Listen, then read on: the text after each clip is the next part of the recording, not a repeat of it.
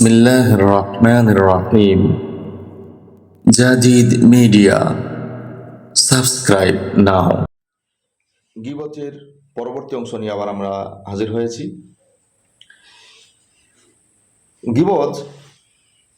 গীবতের বিষয়ে অসংখ্য হাদিস এসেছে। সরাসরি গীবত এই শব্দ দিয়ে কোরআনে একটা আয়াত বলেছিলাম, এবং ওই গীবতকে ইন্ডিকেট করে অনেকগুলো আয়াতের মধ্যে আলোচনা হয়েছে বলেছিলাম। আজকের বলবো যে গীবতের বিষয়ে অসংখ্য হাদিস এসেছে। এক জায়গায় আমি দেখেছিলাম সরাসরি গীবতের কথা বলে প্রায় 40টারও বেশি হাদিস এসেছে, এবং গীবতের ভয়াবহতা, তার ক্ষতি, এসব নিয়ে ধরলে প্রায় 100রও বেশি হাদিসের মধ্যে আলোচনা হয়েছে গীবতের কথা। তো কোরআনে গীবতের কথা আলোচনা করার পরে হাদিস শরীফের মধ্যে সব থেকে বেশি আলোচনা হয়েছে গীবতের কথা হাদিসে এসেছে। এখানে সবচেয়ে গুরুত্বপূর্ণ 5টা সহিহ হাদিস আলোচনা করবো ইনশাল্লাহ। গীবতের সংজ্ঞা সহিহ মুসলিমের মধ্যে 2589 নম্বর হাদিস। সহিহ মুসলিম হাদিস নম্বর 2589। হাদিসের মধ্যে বলা হয়েছে, আতাদরুনা মাল গীবাহ? ক্বালু আল্লাহু ওয়া রাসূলুহু আ'লাম। ক্বালা যিকরুকা আখাকা বিমা ইয়াকরাহু। অর্থাৎ রাসূল সাল্লাল্লাহু আলাইহি সাল্লাম সাহাবাদের জিজ্ঞাসা করলেন, তোমরা কি জানো গীবত কি? সাহাবায়ে কেরাম রাদিয়াল্লাহু তাআলা আনহুম আজমাইন বললেন, আল্লাহ ও তার রাসূল ভালো জানেন। তিনি বললেন, তোমার ভাইয়ের অনুপস্থিতিতে তার এমন আলোচনা করা যা সে অপছন্দ করে, তাকেই বলা হবে গীবত। এবারে আমরা ব্যাখ্যায় আসি। ব্যাখ্যা হলো, প্রথম নম্বর শর্ত, সামনে নেই। যার কথা আমরা আলোচনা করছি সে সামনে নেই। দ্বিতীয় নম্বর শর্ত হচ্ছে, যার যে কথাটা আলোচনা করছি সেটা যদি সত্য হয় তবে সেটা গীবত। মিথ্যা হলেই তো হয়ে গেল বুহতান, অপবাদ, যেটা গীবতের চেয়েও বড় গুনাহ।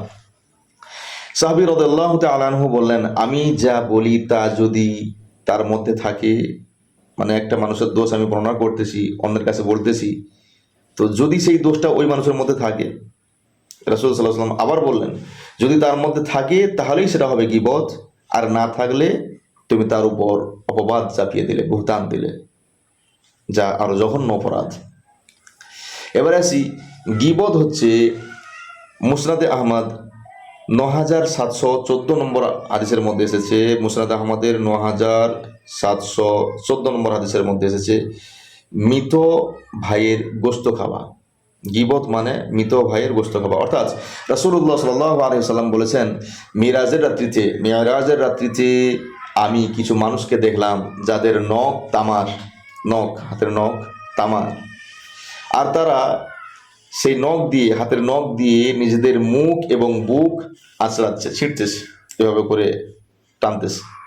তা রাসূল সাল্লাল্লাহু আলাইহি ওয়াসাল্লাম বললেন, আমি জিজ্ঞেস করলাম জিবরাইলকে যে এরা কারা, এরা এরকম কেন করতেছে? বলা হলো, এরা দুনিয়াতে মানুষের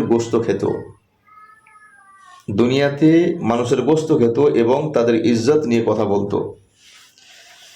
গীবতখোর সে বোঝে না, সে জানে না যে যার নামে গীবত করতেছি ওই মানুষের ইজ্জত সম্মান যে কতটা ধূলিসাৎ হয়ে যাচ্ছে, এ কথাটা চিন্তা করে না। তাই তারা তার গীবত করে, অপবাদ দেয়, বুহতান লাগায়।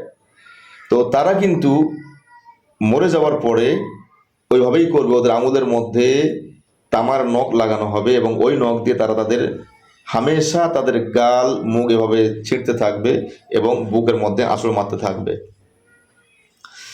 ব্যাখ্যা কি? ব্যাখ্যা হচ্ছে, গীবতকারীর শাস্তি কবরে ও কিয়ামতে এভাবেই হবে।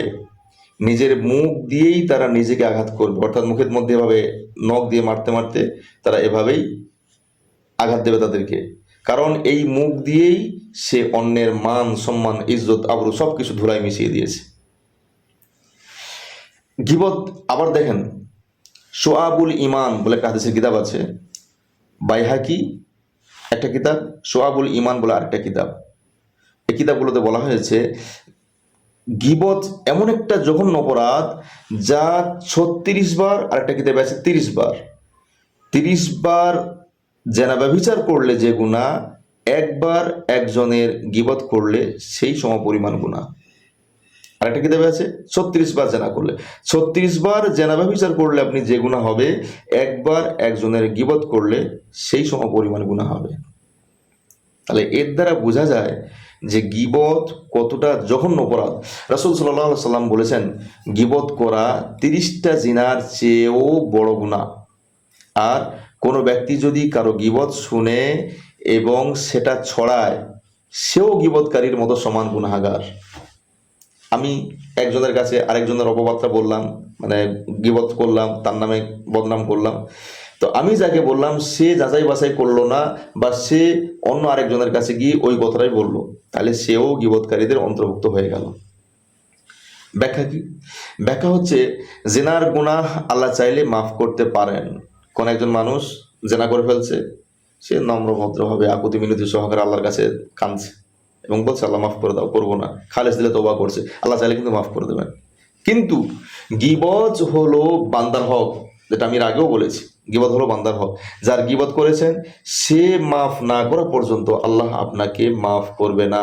তাই এটা জেনার থেকেও আরো বেশি ভয়ঙ্কর। খুব সাবধান ভাইরা আমার। বর্তমানে এই গীবত ব্যাপকভাবে ভাইরাসের মতো ছড়িয়ে পড়ছে।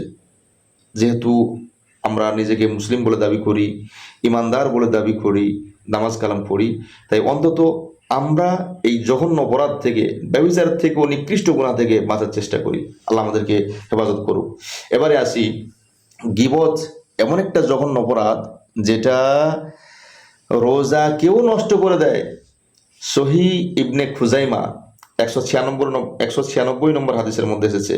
ইবনে খুজাইমা একটা হাদিসের কিতাব, এই কিতাবের 196 নম্বর হাদিসের মধ্যে এসেছে, রাসূল সাল্লাল্লাহু আলাইহি ওয়াসাল্লাম বলেছেন, 5টি জিনিস রোজা ভেঙে দেয়: মিথ্যা, গীবত, চুগলখোর, মিথ্যা শপথ এবং লালসার দৃষ্টিতে তাকানো। লালসার দৃষ্টিতে তাকানো মানে কাম উত্তেজনার, কাম ভাব নিয়ে, কাম নজর নিয়ে, হট, এইসব নজর নিয়ে কারোর দিকে তাকানো রোজা রাখা অবস্থায় যদি এইভাবে করা হয়, তাহলে তার রোজাটা নষ্ট হয়ে যায়। ঠিক ওই রকম রোজা রাখা অবস্থায়, রোজা হালতে যদি আপনি কারোর গীবত করেন, তাহলেও আপনার রোজাটা নষ্ট হয়ে যায়। না খেয়েই থাকা হবে, কিন্তু রোজার কোনো ফায়দা আপনি পাবেন না। গীবত এত ডেঞ্জার একটা জিনিস। অনেকগুলো কথা বলা হয়েছে, এর আগে বলেছি, এখনো বলছি। আপনি মানে খাবার না খেয়ে সারাদিন খিদায় থাকলেন, রোজা রাখলেন, আপনি জানেন যে রোজা রাখছেন, রোজা তো নষ্ট হয় না, রোজা তো ভাঙে না, কিন্তু গীবত করার কারণে ওই যে না খেয়ে থাকলে, রোজা রাখলে যে সওয়াবটা হয়, গীবত করার কারণে সব সওয়াব মাইনাস করা হয়ে গেছে। কিছু কোরআনে বলা হয়েছে গীবত শোনাটাও হারাম।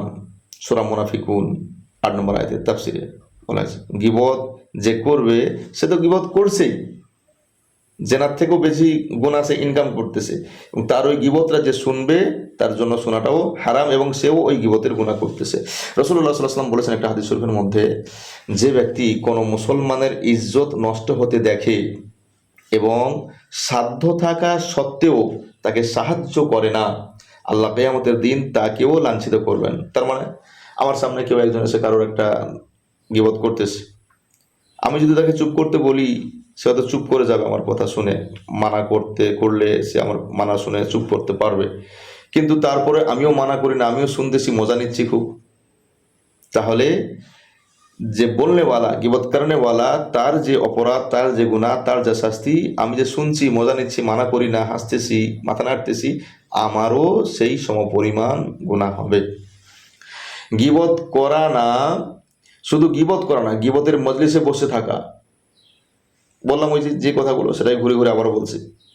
একটা জায়গাতে 4-5 জন মানুষ বসা, সেখানে একজন কারোর নামে কুৎসা রটাচ্ছে, বা ওই যে গীবত করতেছে আর কি, কারোর নামে বদনাম করতেছে, 4-5 জন বসা, ওর মধ্যে বসে থাকাটাও সমপরিমাণ গুনাহ হবে। তাহলে গীবত থেকে বাঁচার জন্য যে 3টা কাজ বলেছিলাম আগে, গীবত থেকে বাঁচার জন্য 3টা কাজ, 3টা হাদিস ভিত্তিক একটা আসছে, মান কানা ইউমিনু বিল্লাহি ওয়াল ইয়াউমিল আখির ফাল ইয়াকুল খায়রান আও, যে আল্লাহ ও আখিরাতের প্রতি ঈমান রাখে সে যেন ভালো কথা বলে, না হলে চুপ থাকে। বুখারী শরীফ 6018 নম্বর হাদিসের মধ্যে আছে। যে দাবি করে আমি ঈমানদার, আমি মুসলমান, আল্লাহ এবং আখিরাতের উপরে ঈমান রাখে, বিশ্বাস রাখে, সে যেন তার জবান থেকে ভালো কথা বলে, ভালো কথা না জানলে, না বলতে পারলে সে যেন চুপ থাকে। দ্বিতীয় নম্বরে মুসলিম শরীফের 2580 নম্বর হাদিসের মধ্যে আছে যে দুনিয়াতে কোনো মুসলমানের দোষ গোপন করবে, আল্লাহ সুবহানাহু ওয়া তাআলা কিয়ামতের দিনে, মুসিবতের দিনে তার দোষকে গোপন করে দেবেন। সুবহানাল্লাহ, সুবহানাল্লাহ, সুবহানাল্লাহি বিহামদিহি, সুবহানাল্লাহিল আযীম। কত বড় কথা, কত বড় কথা ভাইরা আমার, সামিয়ানা কেরাম, নিজেকে শুধরান, পরিবর্তন করুন, আল্লাহ সাহায্য করবে। যদি আপনি পরিবর্তন হতে চান, আল্লাহ আছে আপনাকে পরিবর্তন হওয়ার জন্য সাহায্য করবে। যদি আপনি বলেন যা হচ্ছে হয়ে যাক, হতে দাও, যদি আপনার চিন্তা ভাবনা এটাই থাকে, বিশ্বাস করেন আপনার মতো গুমরাহী এই জগতে আর নাই। এই জন্য পরিবর্তন হন, ইস্তেগফার করেন, তাওবা করেন এবং মানুষের গীবত ছেড়ে দেন। তৃতীয় নম্বর শর্ত, গীবত থেকে বাঁচার জন্য তৃতীয় নম্বর শর্ত হচ্ছে যার গীবত করেছেন তার কাছে ফওরান ক্ষমা চেয়ে নেন। কারণ সে যদি ক্ষমা না করে, আপনি 1000 বার তওবা করলেও কোনো ফায়দা হবে না, কারণ গীবতটা করে বান্দার হক নষ্ট করেছেন। এজন্য তার কাছে ক্ষমা চেয়ে নেন। আল্লাহ সুবহানাহু ওয়া তাআলা আমাদের প্রত্যেককে জবানকে হেফাজত করার মতো তৌফিক দান করুক। আল্লাহুম্মা আমিন। ওয়া আখিরু দাওয়ানা আনিল হামদুলিল্লাহি রাব্বিল আলামিন। वीडियोस बनाने हैं, फिल्मोरा है ना।